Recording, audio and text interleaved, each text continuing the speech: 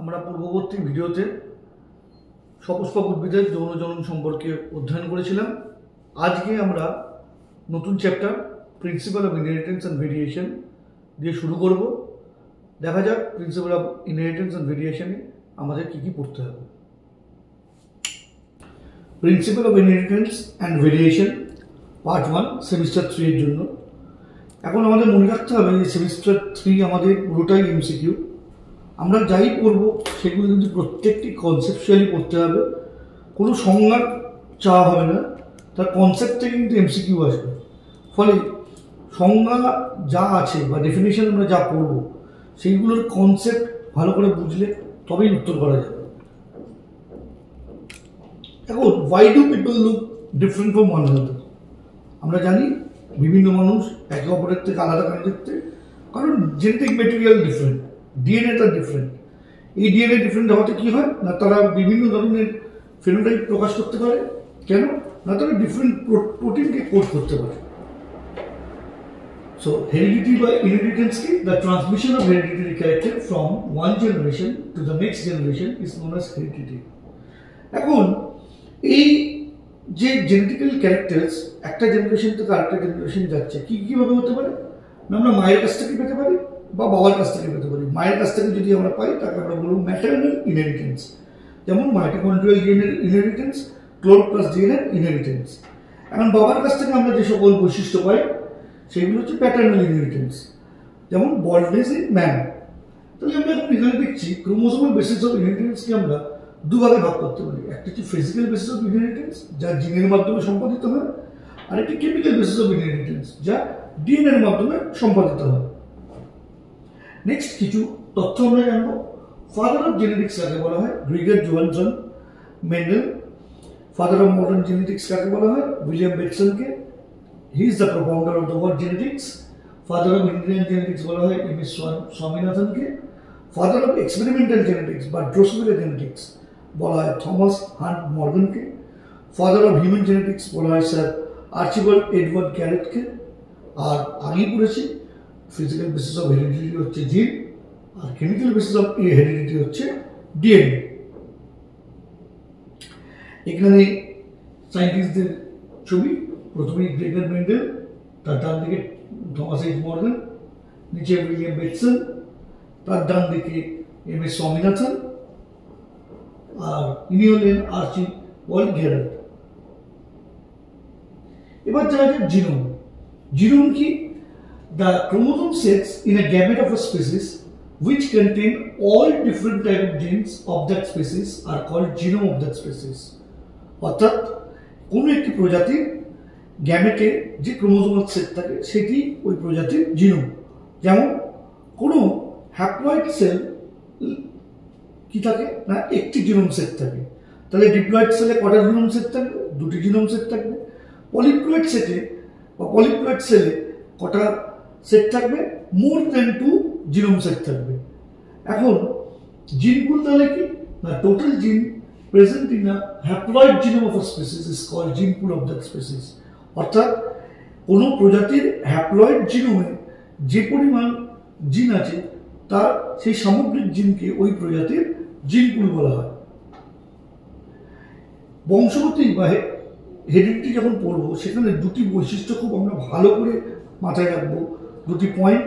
একটি হচ্ছে ক্যারেক্টার আর একটি হচ্ছে ট্রেট। ক্যারেক্টারকে আমরা সাধারণত বৈশিষ্ট্য বলি এবং ট্রেটকে আমরা বাংলায় প্রলক্ষণ বলি। তো ক্যারেক্টার কি? The visible morphological feature of an organism. বাইরে থেকে আমরা কোনো জীবের যে বৈশিষ্ট্য দেখছি সেটা হচ্ছে তার চরিত্র। যেমন আমরা যদি মটর উদ্ভিদের কাণ্ডের দৈর্ঘ্য, হাইট অফ স্টেম একটি চরিত্র। এখন প্রত্যেকটি চরিত্রের আন্ডারে দুটো অল্টারনেটিং বৈশিষ্ট্য থাকে, অর্থাৎ the differentiable form of a character. একটি চরিত্রের ভার্সন, দুরকম ভার্সন জেনারেলি থাকে। এর থেকে একাধিক দুয়ের অধিক ভার্সন থাকতে পারে, সাধারণত দু ধরনের ভার্সন থাকে। যেমন যদি আমরা হাইট অফ স্টেম যদি আমরা একটি চরিত্র ধরি, তার দুটি অল্টারনেটিং ভার্সন কি কি না, টল আর ডোয়ার্ফ। স্টেমটা বড় হতে পারে অথবা খর্ব হতে পারে। এই টল আর ডোয়ার্ফ ট্রেটকে রিপ্রেজেন্ট করে। অর্থাৎ যে কোনো চরিত্র বা ক্যারেক্টারের আন্ডারে আমরা সাধারণত দুটো করে ট্রেট পাবো। একটি ডমিনেন্ট ট্রেট বা প্রকট ট্রেট হবে, একটি রিসেসিভ ট্রেট বা প্রচ্ছন্ন ট্রেট হবে। এই টার্মগুলো জানা খুব জরুরি। কখনো কখনো আমরা ট্রেটকে অল্টারনেটিং ক্যারেক্টারসও বলে থাকি। হোমোলোগাস ক্রোমোজোম কাকে বলে? হোমোলোগাস ক্রোমোজোমের বাংলা নাম সমসমস্ত chromosome. The two chromosomes, one from mother and one from father, having similar structure and similar nature, are paired during zygotic substage of prophase 1 of meiosis 1 to form bivalent, are called homologous chromosome of each other. এখানে অনেক বড় একটি সংজ্ঞা, সেটিকে আমরা যদি একটু ভাবনা চিন্তা করে ভাগ করি, কিরকম জিনিস না, মিওসিস 1 যখন ঘটে তার একটি দশার নাম হচ্ছে প্রোফেজ 1। সেই প্রোফেজ 1 এর একটি উপদশার নাম হচ্ছে জাইগোটিন। সেই জাইগোটিন দশায় কি হয়, মায়ের দেহ থেকে একটি ক্রোমোজোম এবং বাবার দেহ থেকে আসা একটি ক্রোমোজোম, যেগুলো সেই এবং বৈশিষ্ট্যগতভাবে একই রকম, তারা একে অপরের কাছে এসে জোড়বদ্ধ হয় এবং এই জোড়বদ্ধ হওয়ার জন্য সাইনাপটোনিমাল কমপ্লেক্স বলে একটি কমপ্লেক্স থাকে। এই সাইনাপটোনিমাল কমপ্লেক্স কি করে ওই দুটি ক্রোমোজোমকে জোড়বদ্ধ হতে সাহায্য করে। এই জোড়বদ্ধ ক্রোমোজোমকেই আমরা বাইভ্যালেন্ট বলি। এই বাইভ্যালেন্টের ক্রোমোজোম দুটি একে অপরের সমসমস্ত ক্রোমোজোম বা হোমোলোগাস ক্রোমোজোম। এখন দেখা যাক লোকাস কি। The site of a homologous chromosome where alleles of a particular character are situated is known as locus. অর্থাৎ হোমোলোগাস ক্রোমোজোমের যে নির্দিষ্ট স্থানে অ্যালিল থাকে, সেই কিরকম অ্যালিল না, একটি পার্টিকুলার চরিত্রের অ্যালিল থাকে, সেই স্থানটাকে আমরা লোকাস বলি। তবে মডার্ন টাইমে অর্থাৎ বর্তমান সময়কালে জিন এবং লোকাসকে সিনোনিমাস ধরা হয়। Allele, the alternative or similar form of a gene of a particular character situated at the same locus of a homologous chromosome are known as allele of each other. অর্থাৎ কোনো একটি নির্দিষ্ট চরিত্রের সাপেক্ষে হোমোলোগাস ক্রোমোজোমের একটি নির্দিষ্ট লোকাসে সমধর্মী বা বিষমধর্মী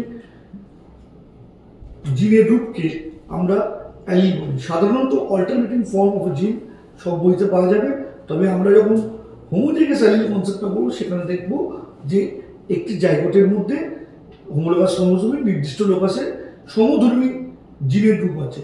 অর্থাৎ যদি আমরা ক্যাপিটাল টি জিনোটাইপকে কনসিডার করি, তার হোমোলোগাস ক্রোমোজোমের লোকাসে দুটি স্থানে ক্যাপিটাল টি জিন আছে। এই ধরনের অ্যালিলকে আমরা একে অপরের হোমোজাইগাস অ্যালিল বলবো। হেটেরোজাইগাস অ্যালিল কাকে বলবো? যদি হোমোলোগাস ক্রোমোজোমের লোকাসে একই চরিত্রের সাপেক্ষে একটি জিনের দুটি ভিন্ন রূপ থাকে, অর্থাৎ একটা ক্যাপিটাল টি আছে, একটা স্মল টি আছে। এই ধরনের কম্বিনেশনে যখন অ্যালিল থাকবে তাকে আমরা বলবো হেটেরোজাইগাস অ্যালিল।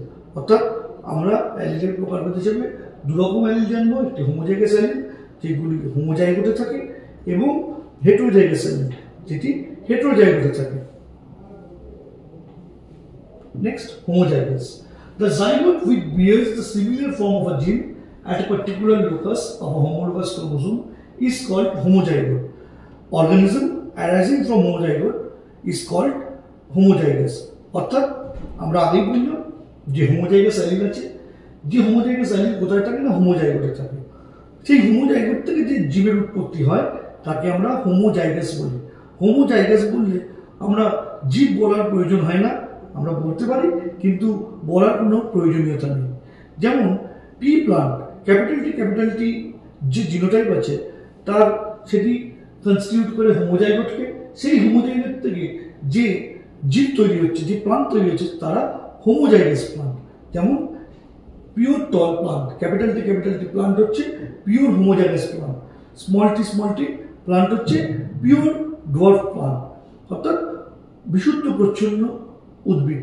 আর একটা কথা জেনে রাখা ভালো যে যখন আমরা কোনো প্রচ্ছন্ন ক্যারেক্টারের কথা বলবো, রিসিসিভ ক্যারেক্টারের কথা বলবো, সেটি সর্বদা বিশুদ্ধ হয়। Recessive character is always pure. এর ফলে রিসিসিভ ক্যারেক্টারের ক্ষেত্রে পিওর টার্মটি ব্যবহার না করলেও চলে। এখন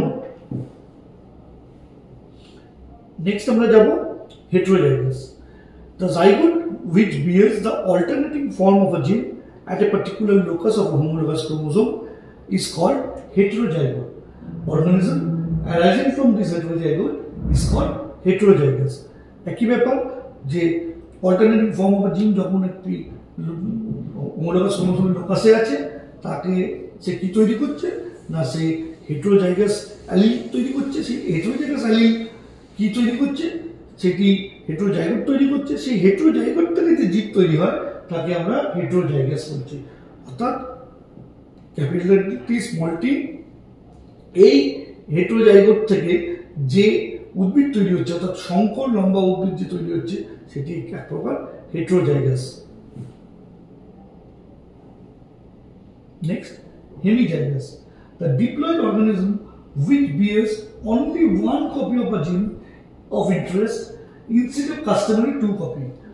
দেখো পাশের যে চিত্রটা দেওয়া আছে সেখানে আমি যদি ক্যাপিটাল এ কে কনসিডার করি, হোমোজাইগাসের ক্ষেত্রে উভয় লোকাসে ক্যাপিটাল এ আছে, হেটেরোজাইগাসের ক্ষেত্রে উভয় লোকাসে ক্যাপিটাল এ আর স্মল এ আছে, অর্থাৎ জিনের রূপভেদ আছে। কিন্তু যদি আমরা হেমিজাইগাস অর্থাৎ এক্স ওয়াইকে ধরি, এই এক্স ওয়াই হচ্ছে এক্ষেত্রে কি হিউম্যান মেলের ক্ষেত্রে হেমিজাইগাস কার রেসপেক্টে আমরা বলবো না এক্স ক্রোমোজোমের রেসপেক্টে হিউম্যান মেল ইজ হেমিজাইগাস। কেন না দেখো এক্স ক্রোমোজোমে যদি একটি জিন আছে সেই জিনের কিন্তু কোনো কপি ওয়াই ক্রোমোজোমে নেই। অর্থাৎ আমরা যে জানি হোমোলোগাস ক্রোমোজোমের ক্ষেত্রে একটি পার্টিকুলার লোকাসে হয় সমধর্মী অ্যালিল থাকবে অথবা বিষমধর্মী অ্যালিল থাকবে। এই ক্ষেত্রে দেখা যাচ্ছে যে এই যে এক্স ওয়াই পেয়ারিং হয়েছে এর ক্ষেত্রে এক্স ক্রোমোজোমে যে জিনটি আছে লোকাসে বা অ্যালিলটি আছে লোকাসে, ওয়াই ক্রোমোজোমে সেই রকম কোনো অ্যালিল নেই।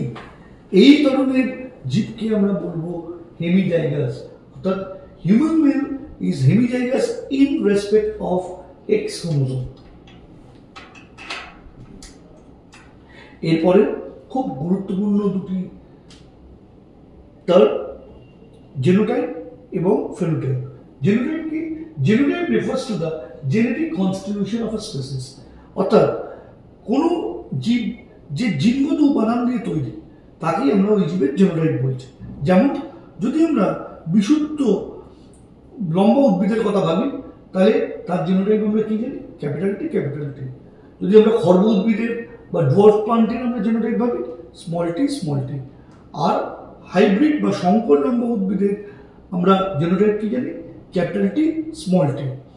এখন প্রশ্ন হচ্ছে যে যে সকল উদ্ভিদ আমাদের কলকাতায় জন্মায় সেই উদ্ভিদকে যদি আমি এখন দার্জিলিং নিয়ে চলে যাই একই বীজ, তার কি গ্রোথ বা বৃদ্ধি একই রকমের হবে? দেখা যাবে কিছু পরিবর্তন দেখা যাচ্ছে। তাহলে এখান থেকে আমরা কি বুঝবো না ফেনোটাইপ কিন্তু শুধু জেনোটাইপের উপর নির্ভরশীল নয়, তার সঙ্গে পরিবেশ একটা অনেক বড় ফ্যাক্টর।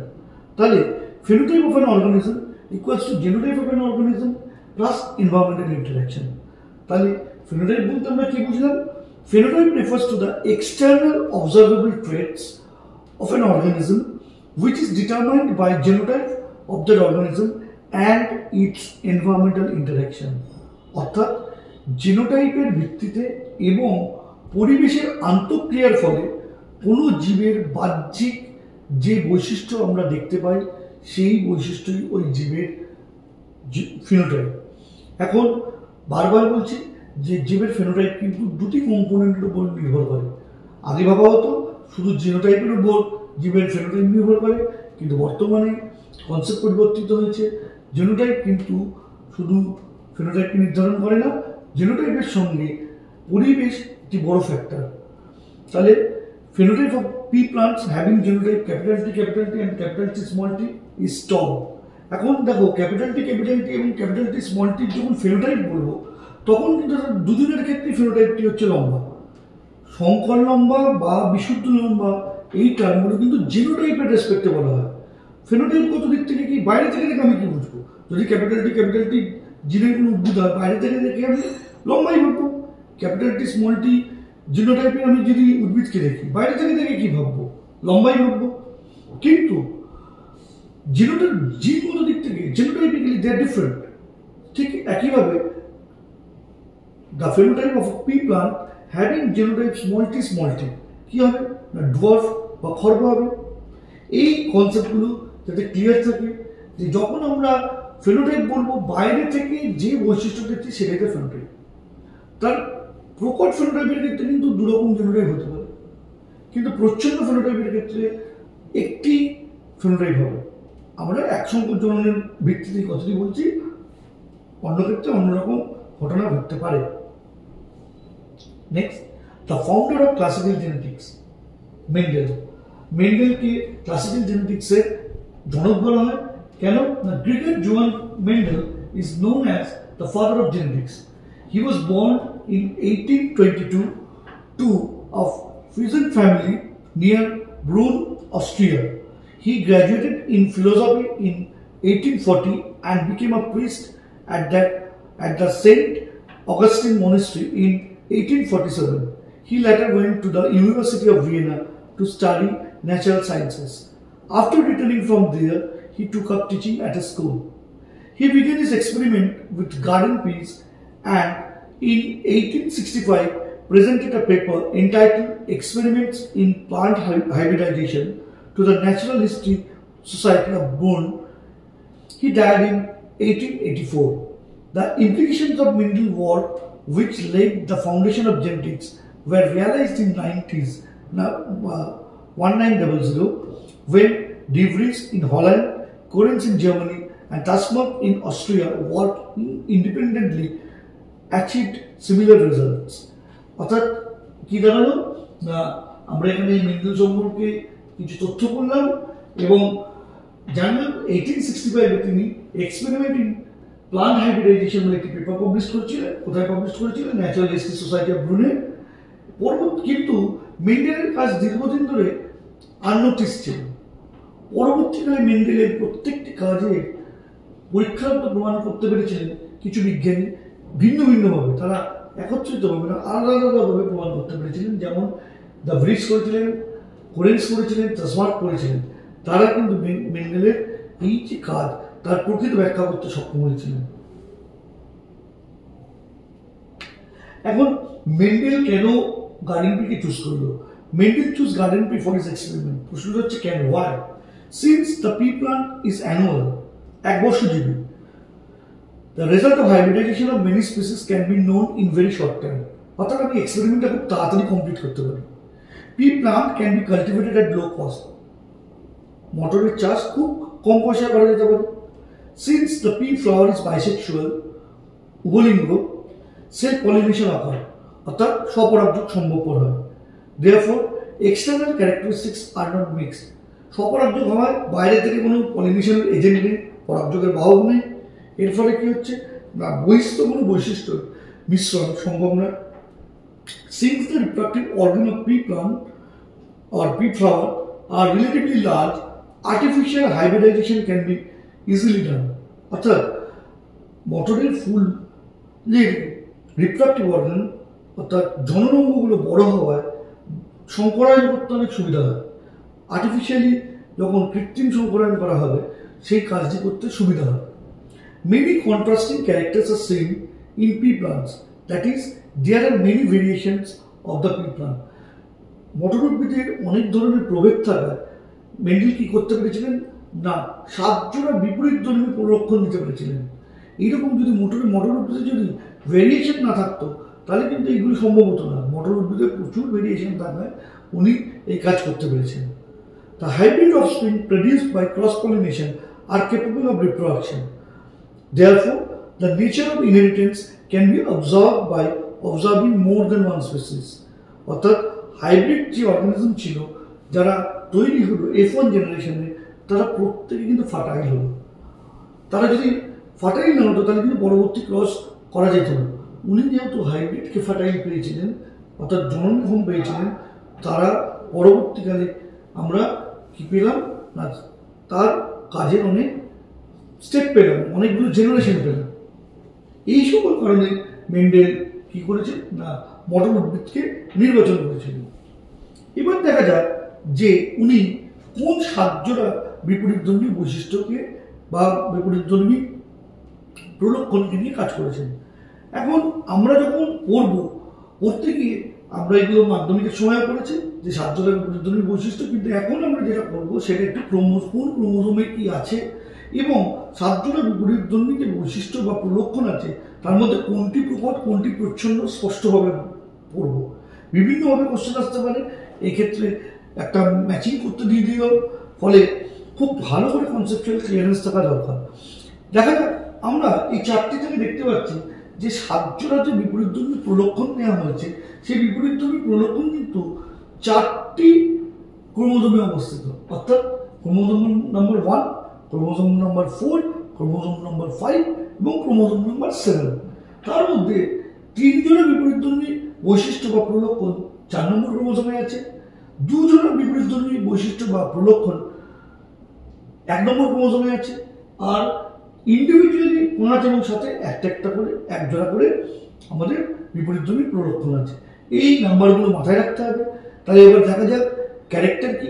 চরিত্রটা যদি স্টেম হাইট হয়, অর্থাৎ কাণ্ডের দৈর্ঘ্য হয়, তাহলে তার প্রকট বৈশিষ্ট্য কি? প্রকট বৈশিষ্ট্য টল বা দীর্ঘ, প্রচ্ছন্ন বৈশিষ্ট্য হচ্ছে ডুয়ার্ফ বা খর্ব।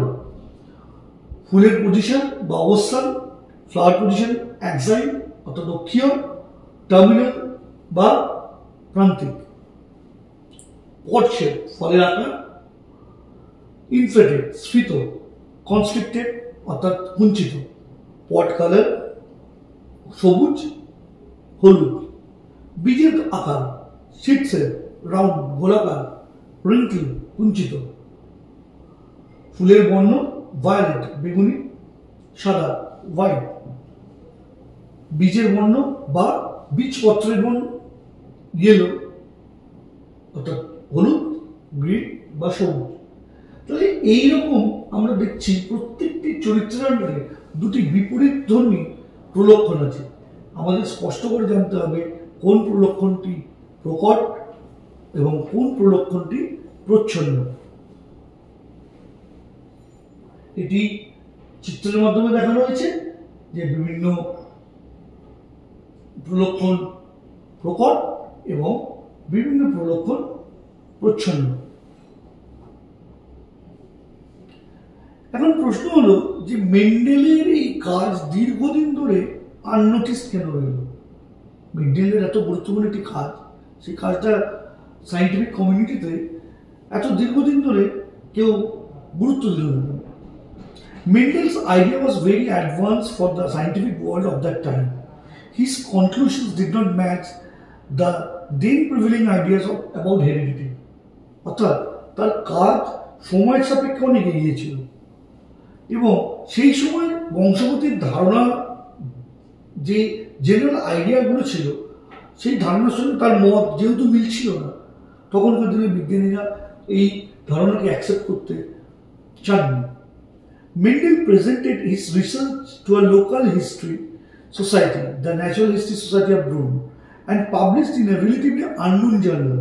It did not attract the attention of the wider scientific community. অত্যন্ত গুরুত্বপূর্ণ একটি পয়েন্ট যে তিনি একটি লোকাল সোসাইটিতে সাবমিট করেছিলেন তার পেপার, যার রিচ খুব কম ছিল এবং জার্নালটা যেহেতু খুব বেশি তার রিচ ছিল না সাইন্টিফিক কমিউনিটি মেন্ডেলের কাজকে নিয়ে হতো সেই সময় গুরুত্ব দেয়নি। Mendel failed to establish the result of his discovery in hawkweed. Later, it was found that the plant was apomictic or parthenogenetic in nature. মেন্ডেলকে যখন উদ্ভিদ বুদ্ধি দেওয়া হলো, অর্থাৎ হকউইড দেওয়া হলো, দেখা গেল তার রেজাল্ট ম্যাচ করছে না। এখন এই রেজাল্ট কেন ম্যাচ করছে না? পরবর্তীকালে আবিষ্কৃত হয়েছিল যে হকউইড অ্যাপোমেট্রিক বা পার্থেনোজেনেটিক ইন নেচার। অ্যাপোমেক্সিস কি, পার্থেনোজেনেসিস কি আমরা আগেই অধ্যয়ন করেছি। ন্যাচারালি অ্যাপোমেট্রিক বা পার্থেনোজেনেটিক হলে নর্মাল ইনহেরিটেন্স প্যাটার্ন তারা ফলো করছে না, কিন্তু মেন্ডেলকে এক্সপ্লেন করতে পারেননি। Mendel did statistical analysis which was unknown to biologists of that time. Many did not understand its importance. অত্যন্ত গুরুত্বপূর্ণ পয়েন্ট, মেন্ডেল স্ট্যাটিস্টিক্স অ্যাপ্লাই করেছিলেন ওই সময়, যে সময় সায়েন্টিফিক কমিউনিটিতে তার কোনো ইম্পর্টেন্স সম্বন্ধে কেউ জানতেন না। Mendel was in favour of discontinuous variation, অর্থাৎ উনি অবিচ্ছিন্ন প্রভেদের পক্ষে ছিলেন, কিন্তু Darwin and Wallace were in favour of continuous variation. অর্থাৎ ডারউইন এবং ওয়ালেস ওই সময় যাদের তত্ত্ব খুব প্রচলিত ছিল, তারা কিন্তু কন্টিনিউয়াস ভেরিয়েশন অর্থাৎ নিরবিচ্ছিন্ন প্রভেদের পক্ষে ছিলেন। এটি আরেকটি কারণ যে মেন্ডেলের কাজ সেই সময় সমাদৃত হয়নি। Darwin's theory of evolution was dominant at that time. Darwin's তত্ত্ব সেই সময় অনেক বেশি ডমিনেন্ট ছিল।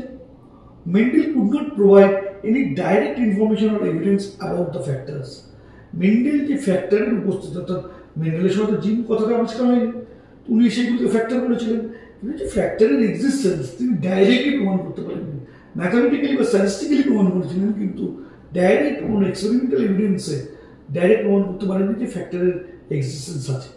এই কারণগুলির জন্য মেন্ডেলের ওয়ার্ক দীর্ঘদিন ধরে সমাদৃত হয়নি। এবার দেখা যাক মেন্ডেল এক্সপেরিমেন্ট কী কী করেছিলেন। The speciality of মেন্ডেলস experiment, mid 19th সেঞ্চুরিতে দেখা যায় যে ইনহেরিটেন্স নিয়ে মেন্ডেল অনেকগুলো কাজ করেছিলেন। উনি কী করেছিলেন না, 7 বছর 1856 থেকে 1863 উনি কী করেছিলেন না, বিভিন্ন এক্সপেরিমেন্ট করেছিলেন এবং propose various principal of inheritance. Mendel নিজে সরাসরি কোনো প্রিন্সিপাল বা ল দেননি, উনি কিছু তথ্য তৈরি করেছিলেন, কিছু ইনফারেন্স ড্র করেছিলেন, যেগুলি পরবর্তীকালে আমরা ল হিসেবে পড়াশোনা করি। The sample size used in his experiments was large, which gave more credibility to data he collected. মেন্ডেলের স্যাম্পল সাইজ অত্যন্ত বড় ছিল, অর্থাৎ নমুনা বড় থাকার ফলে যত নমুনা বড় হবে তার ডেটার ক্রেডিবিলিটি বা রিলায়েবিলিটি তত বাড়ে। His conclusion was confirmed by concluding experiment on the offspring obtained from parent under his test. অর্থাৎ তিনি যতবার এক্সপেরিমেন্ট করেছেন সেম প্যারেন্টের আন্ডারে অফস্প্রিংয়ের যে ডেটা এসছে সব same. This was the first time that statistical analysis and mathematical reasoning was applied to solving biological problem. এই সময় প্রথম স্ট্যাটিস্টিক্স এবং ম্যাথামেটিক্সকে ইউজ করা হলো কোনো বায়োলজিক্যাল প্রবলেম সলভ করার জন্য। Mendel investigated to contrasting character traits in garden pea plant. Mendel একসময় একটি পার্টিকুলার টাইমে একটি কী করেছিলেন না, একজোড়া বিপরীতধর্মী প্রলক্ষণ নিয়ে কাজ করেছিলেন। For example tall and short plant, যখন কাণ্ডকে নিয়ে কাজ করেছেন তখন টল এবং শর্ট প্লান্ট দেখেছেন। ইয়েলো গ্রিন সিড, বীজের বর্ণ যখন নিয়ে কাজ করেছেন তখন ইয়েলো গ্রিন নিয়েছেন। এইরকম করে তিনি at a time alternating character হিসেবে মাত্র দুটো করে উনি কী করেছেন না, দুটো ট্রেড ইউজ করেছেন। This decision of Mendel provide a basis framework for principle of inheritance. এটি ইনহেরিটেন্সের ফ্রেমওয়ার্ক তৈরি করে দেয়। তারপর উনি ট্রু ব্রিডিং লাইন নিয়েছিলেন। True breeding line, a pure line is a line in which there is a constant self-pollination and the inheritance of stable trait occurs, resulting in the expression of the same type of trait in several individual. আমরা যদি একটা example দিয়ে বলি, যদি আমি capital T জিনোটাইপের একটি উদ্ভিদে continue স্বপরাগযোগ ঘটায়, যত উদ্ভিদ আসবে সবই ক্যাপিটাল টি হবে, অর্থাৎ তার ফেনোটাইপ সর্বদা সমান হবে এবং তার জিনগত লাইনটাও একই হবে। এই ধরনের জীবকে আমরা পিওর লাইন জীব বলি। মেন্ডেল কি করেছিল, 7টা পিওর লাইন পেয়েছিলেন। So Mendel conducted experiment using several pure line, তার মধ্যে 7টি পিওর লাইন উনি আইডেন্টিফাই করেছিলেন এবং ক্রস করেছিলেন। 7টি পিওর লাইনের মধ্যে, মানে অ্যাকচুয়ালি আমরা যদি 7টি পিওর লাইন বলতে আমরা এখানে বোঝাচ্ছি, যদি অল্টারনেটিভ ক্যারেক্টারকে ধরি সেই ক্ষেত্রে 7টি নয় 14টি পিওর লাইন তিনি ইউজ করেছেন। একটি ডমিনেন্ট পিওর লাইন, আরেকটি রিসেসিভ পিওর লাইন, অর্থাৎ ক্যাপিটাল টি হলে একটি স্মল টি, অর্থাৎ 7 জোড়া পিওর লাইন উনি ব্যবহার করেছিলেন। 7টি নয় 7 জোড়া পিওর লাইন ব্যবহার করেছেন। Mendel selected 14 pure line pea plant varieties as pairs. The plant with the selected contrasting trait were tall or short plant with smooth or wrinkled sheets, plant with yellow and thick seed. এই যে contrasting ক্যারেক্টারগুলো প্রত্যেকটি pure line, তার মধ্যে পরবর্তীকালে ক্রসে hybrid দেখা গেছে। So various steps in Mendel experiment. Mendel conducted its genetical experiment in 3 main steps. Step 1, selecting true breeding. প্রথমে বললাম উনি ট্রু ব্রিডিং কে ট্রু ব্রিডার্স নিয়েছিলেন, নিয়ে তার এক্সপেরিমেন্ট স্টার্ট করেছিলেন এবং তার প্রথম জেনারেশনের নাম দিয়েছিলেন পি জেনারেশন বা প্যারেন্টাল জেনারেশন। এই প্যারেন্টাল জেনারেশন ক্রস করেন। Next steps 2, hybridization or cross pollination between 2 true breeding plant with contrasting character. খুব গুরুত্বপূর্ণ, দুটো ট্রু ব্রিডিং প্লান্ট তিনি নিয়েছিলেন, যার জন্য আমরা বললাম 14টি ট্রু ব্রিডিং প্লান্ট নিয়ে উনি কাজ করেছেন।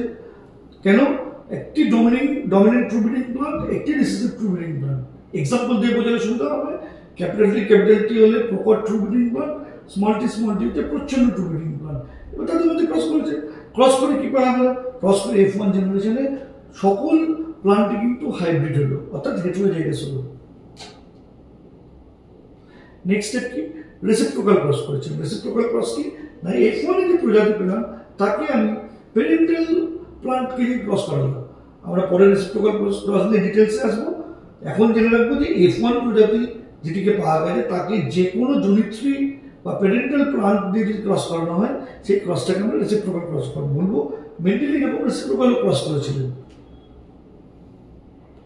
Step 3, self pollination between two F1 plant. F1 plant যে আমরা পেলাম, মেন্ডেল পেয়েছিলেন, সেই প্লান্টের মধ্যে তিনি আবার স্বপরাগযোগ ঘটিয়েছিলেন, ঘটিয়ে তিনি F2 জেনারেশন পেয়েছিলেন, তার মধ্যে ক্রস ঘটিয়ে F3 জেনারেশন পেয়েছিলেন। এইভাবে উনি জেনারেশন আফটার জেনারেশন প্লান্ট তৈরি করেছিলেন এবং তার স্ট্যাটিস্টিক্যাল অ্যানালিসিস করেছিলেন। করার পর কি পাওয়া গেল না, রেজাল্ট পাওয়া গেল। F1 এ আমরা কি দেখলাম না, F1 এ দেখলাম যে সকল উদ্ভিদই যদি আমরা কাণ্ডের সাপেক্ষে, চরিত্রের সাপেক্ষে বলি, কি হলো না লম্বা, অর্থাৎ হেটেরোজাইগাস স্টেটে যে বৈশিষ্ট্য প্রকাশ পাবে তাকে আমরা প্রকট বৈশিষ্ট্য বলবো, আর হেটেরোজাইগাস স্টেটে যে বৈশিষ্ট্য প্রকাশ পাবে না তাকে আমরা প্রচ্ছন্ন বৈশিষ্ট্য বলবো। অর্থাৎ ক্যাপিটাল টি স্মল টি এই হেটেরোজাইগোটে ক্যাপিটাল টি নিজের বৈশিষ্ট্যটাকে প্রকাশ করতে পেরেছে। অর্থাৎ এখানে ক্যাপিটাল টি হচ্ছে প্রকটালীন এবং তার বৈশিষ্ট্য অর্থাৎ লম্বা, এই প্রলক্ষণটি হচ্ছে প্রকট প্রলক্ষণ বা প্রকট বৈশিষ্ট্য। আর স্মল টির ক্ষেত্রে কেবলমাত্র স্মল টি নিজের চরিত্র বৈশিষ্ট্য প্রকাশ করতে পারে, অর্থাৎ খর্ব বৈশিষ্ট্য প্রকাশ করতে পারে, কিন্তু হেটেরোজাইগাস স্টেট অর্থাৎ ক্যাপিটাল টি স্মল টি স্টেটে কিন্তু কি হচ্ছে না, স্মল টি নিজেকে প্রকাশ করতে পারছে না। অর্থাৎ যেহেতু হেটেরোজাইগাস স্টেটে স্মল টি নিজেকে প্রকাশ করতে পারছে না, তাই স্মল টি কি, স্মল টি একটি প্রচ্ছন্ন অ্যালিল এবং খর্ব বৈশিষ্ট্য কি, একটি প্রচ্ছন্ন বৈশিষ্ট্য। F2 জেনারেশনে কি দেখা যায়? F2 জেনারেশনে দেখা যায় যে জিনগতভাবে আমরা 3 ধরনের জীব পাচ্ছি, কিন্তু ফেনোটাইপিক দিক থেকে আমরা 2 রকম উদ্ভিদ পাচ্ছি। অর্থাৎ একটি উদ্ভিদ লম্বা তো কিছু উদ্ভিদ খর্ব, কিছু উদ্ভিদ লম্বা তো কিছু উদ্ভিদ খর্ব। এখন ওই কিছু উদ্ভিদ যে লম্বা, সেই লম্বার মধ্যে কেউ ক্যাপিটাল টি জেনোটাইপের হতে পারে, আবার কেউ ক্যাপিটাল টি স্মল টি জেনোটাইপের হতে পারে। সেটি কিন্তু আমরা বাইরে থেকে দেখে বুঝতে পারবো না, আনটিল আমরা ক্রস করি। কিন্তু বাইরে থেকে দেখে আমরা যে খর্ব উদ্ভিদ পাচ্ছি, সেই খর্ব উদ্ভিদের জেনোটাইপ এমনি বলতে পারি, তার জেনোটাইপ স্মল টি। মানে সেখানে কিন্তু কোনো রকম আমাদের ডায়লেমা নেই। সেই জন্য বলেছিলাম প্রচ্ছন্ন বৈশিষ্ট্য সর্বদা পিওর, তার জেনোটাইপ আমরা জানি। এখন আমরা যদি মোনোহাইব্রিড ক্রসের একটি স্ট্যাটিস্টিক্যাল ডেটা দেখি, দেখো height of stem, tall plant, dwarf plant, আমরা F1 জেনারেশনে কি পেয়েছি? 100% টল। এখন আমরা মাধ্যমিকের সময় পড়েছিলাম যে F2 জেনারেশনের তাহলে ফেনোটাইপিক রেশিও কত? 3:1। 3:1 কথাটি স্ট্যাটিস্টিক্যালি ভাবতে হবে। মানে আমরা যখন ডেটা কালেকশন করা হচ্ছে, যখন মেন্ডেল ডেটা কালেকশন করেছিলেন, দেখা গেল যে 770 উদ্ভিদ টল এবং 277 উদ্ভিদটি ডোয়ার্ফ বা খর্ব হলো। তাহলে এক্সাক্ট যদি আমরা রেশিও করি 2.84:1। পজিশন ফ্লাওয়ারের রেসপেক্টে দেখো, যদি রেশিও করি এক্সাক্ট রেশিও হচ্ছে 3.14:1। যদি আমরা ফলের আকারের উপর ভিত্তি করে রেশিও করি 2.95:1। প্রত্যেকটা ক্ষেত্রে কিন্তু আমরা দেখছি যে কোনো জায়গাতেই কিন্তু এক্সাক্ট 3:1 নেই।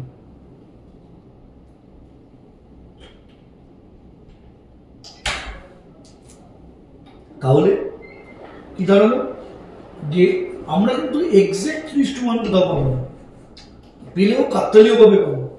তাহলে আমরা কেন 3:1 বলছি?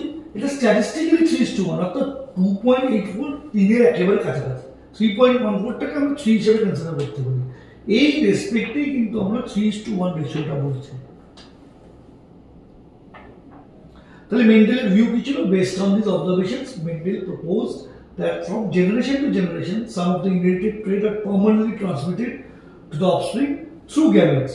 He called these factors, today we call them genes. Mendel বলেছিলেন কি কিছু বৈশিষ্ট্য পার্মানেন্টলি মানে সর্বদা একটি জন্তু থেকে অন্য জন্তুতে সঞ্চালিত হয়। এখন কি সঞ্চালিত হয় সেটাকে ফ্যাক্টর বলেছিলেন। পরবর্তীকালে এই ফ্যাক্টরটি কি না জিন বলে আমরা জানতে পেরেছি। Therefore, genes are the unit of inheritance. Genes carry the information or signal for the expression of a particular character in an organism. তাহলে পরবর্তীকালে এর কাছ থেকে আমরা কি ডিডাকশন করলাম না জিন হচ্ছে বংশগতির একটি একক। জিন কি করে?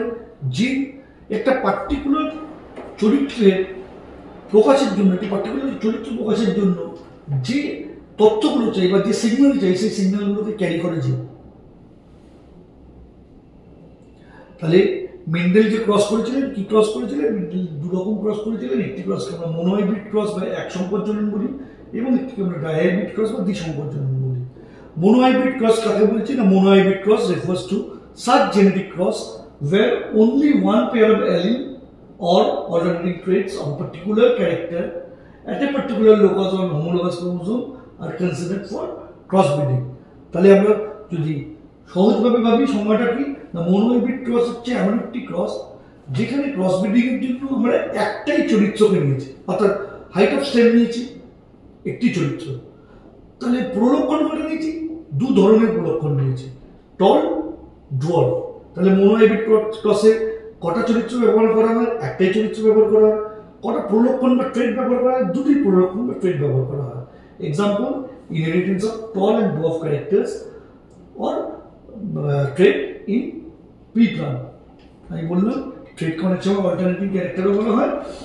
Diabetic cross refers to such genetic cross where two pairs of allele or alternating traits of two different characters at two loci on homologous chromosome are considered for crossbreeding. সহজ করে যদি বলি যে ক্রসব্রিডিং এর জন্য দুটো লোকাসকে কনসিডার করা হয়, অর্থাৎ দুটো চরিত্র নেওয়া হয়। তাহলে দুটো চরিত্রের ক্ষেত্রে কি হবে? দুটো করে প্রলক্ষণ আছে, তাহলে টোটাল 4টে প্রলক্ষণ। তাহলে ডায়াবেটিক ক্রসে কটা লোকাস নেওয়া হয়েছে? দুটি লোকাস নেওয়া হয়েছে। কটা চরিত্র নেওয়া হয়েছে? দু ধরনের চরিত্র নেওয়া হয়েছে। তাহলে প্রত্যেকটি চরিত্রের আন্ডারে কটা করে অল্টারনেটিং ট্রেড বা প্রলক্ষণ আছে? দুটি করে অল্টারনেটিং ট্রেড বা প্রলক্ষণ আছে। তাহলে টোটাল কটা প্রলক্ষণ ডায়াবেটিক ক্রসে দেখা যাচ্ছে?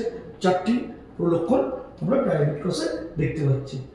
Example, inheritance of yellow and brown seed and green and wrinkled seed character in pea plant. তাহলে আমরা একটা বক্সে দেখি এই জাতীয় জিনিস আমরা মাধ্যমিকেই পড়েছি। নিচে একটি মোনোহাইব্রিড ক্রসের ক্রস দেখানো আছে, উপরে ডায়াবেটিক ক্রসের ক্রস দেখানো হয়েছে, যেখানে আমরা 16 রকমের জিনোটাইপ দেখিয়েছি। আর ফেনোটাইপিক রেশিও আমরা জানি 4 রকম ফেনোটাইপ পাই, সেটি 9:3:3:1 এ আমরা ডায়াবেটিক ক্রসের ক্ষেত্রে পাই। ঠিক মোনোহাইব্রিড ক্রসের ক্ষেত্রে কি পাই না 2 রকম ফেনোটাইপ পাই 3:1 রেশিওতে।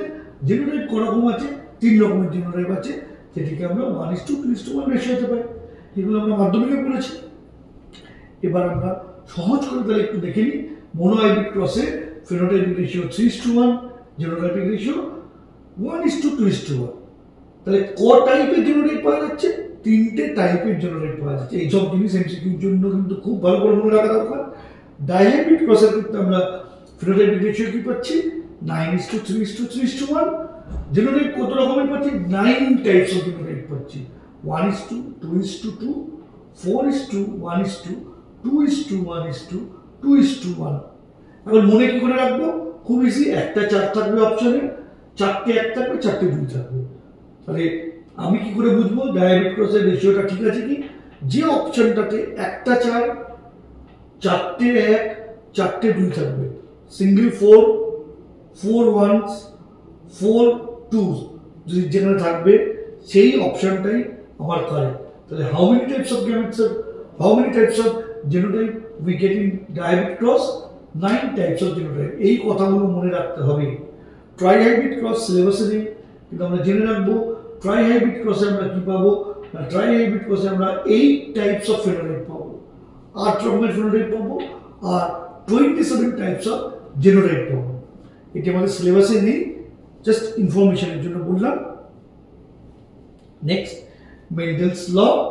মেন্ডেল কিন্তু নিজে কোনো ল বা আইন দিয়ে যাননি, আমি আবার বলছি মেন্ডেল কিছু অনুসিদ্ধান্ত বা ইনফারেন্স ড্র করেছিলেন। সেই ইনফারেন্সগুলো থেকে আমরা পরবর্তীকালে ল ডিডাক্ট করি এবং পড়ার সুবিধার্থে আমরা সেগুলোকে এইভাবে পড়ি।